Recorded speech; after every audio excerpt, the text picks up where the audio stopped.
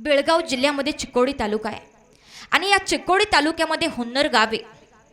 या हुन्नर गावामध्ये बाळाबाई रानगे नावाची एक महिला राहते। आता योगा अगदी ओघानं आलं म्हणून सांगते। या बाळाबाई रानगेचा स्वभाव एवढा भांडखोर म्हणजे फार भांडकुदळी। तिच्या सावलीनं पुरुषही जात नव्हता, एवढी भांडखोर। तिला बोलायचं लांबच राहिलं, पण एखादी स्त्री तिच्या नजरेत सुद्धा पडत नव्हती, इतका बाईचा स्वभाव भांडखोर। परंतु एके दिवशी काय झालं, आप्पाच्या वाडीला जे हलसिद्धनाथांचं मंदिर आहे ना, त्या हलसिद्धनाथांच्या मंदिरासमोर सभा मंडपाचं काम करायचं होतं। आणि सभा मंडपाचं काम करायचं चालू असताना माझ्या मामानं सांगितलं की म्हणले प्रत्येक गावामधून पट्टी मागून आणायची। पूर्वी आपण आता जी वर्गणी म्हणतो ना, त्याला पूर्वी पट्टी म्हणायचे। म्हणले प्रत्येक गावामधून प्रत्येक घरामधून पट्टी ही आलीच पाहिजे। आणि माझ्या मामानं आपल्या सेवेकरांना प्रत्येकाला पाठवून दिलं, म्हणले जा तुम्ही पट्टी घेऊन या। काही लोकांनी लांबूनच त्या बाळाबाई रानगेचं घर दाखवलं, म्हणले बाई फार भांडखोर आहे, म्हणले जाऊ नका तिकडे।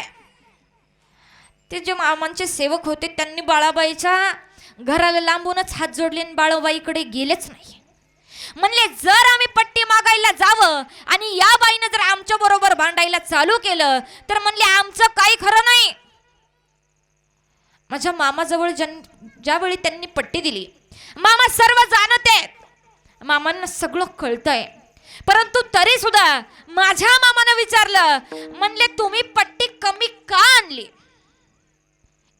या गावामधून पट्टी कमी आली।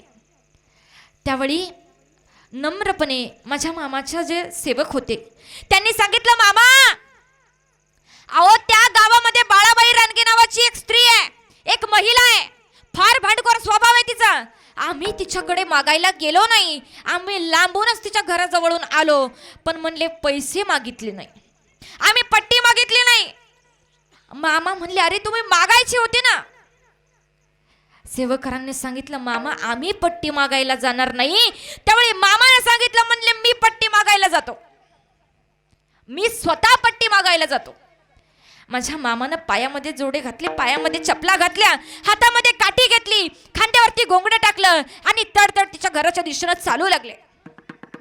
घराच्या दिशेनं जात असताना ज्यावेळी तिच्या घरासमोर माझे मामा पोहोचले आणि त्या बाळाबाई रानगेला आवाज दिला, आवाज देताच बाळाबाई रानगे दारामध्ये आली आणि बाळाबाईला विचारलं, तू हलसिद्धनाथांच्या सभा मंडपात करता पट्टी का दिली नाही?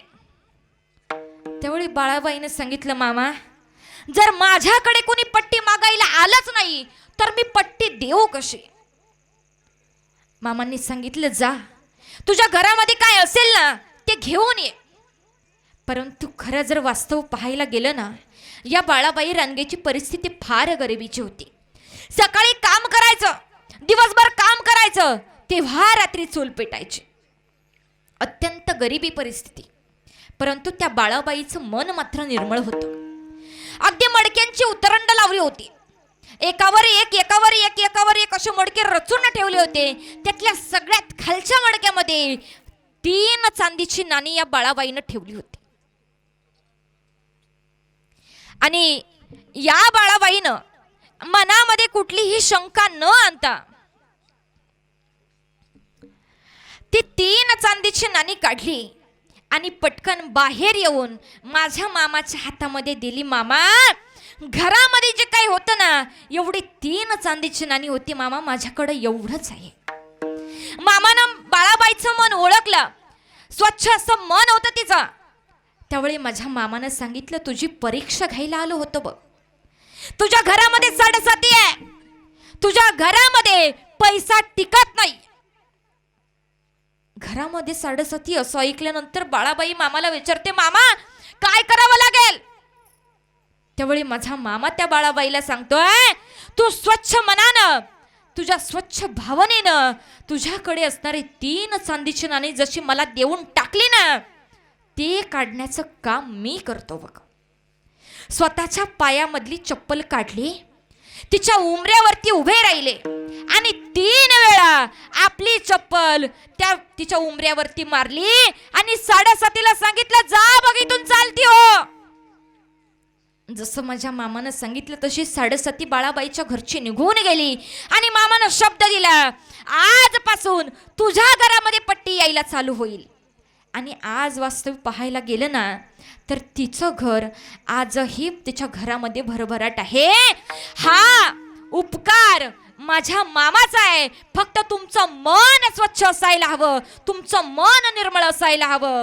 तुम्ही ज्यावेळी निर्मळ मनानं माझ्या मामा करता काही द्याल ना, त्याच्या कितीतरी पटीनं माझा मामा तुमच्या करता देणार आहे.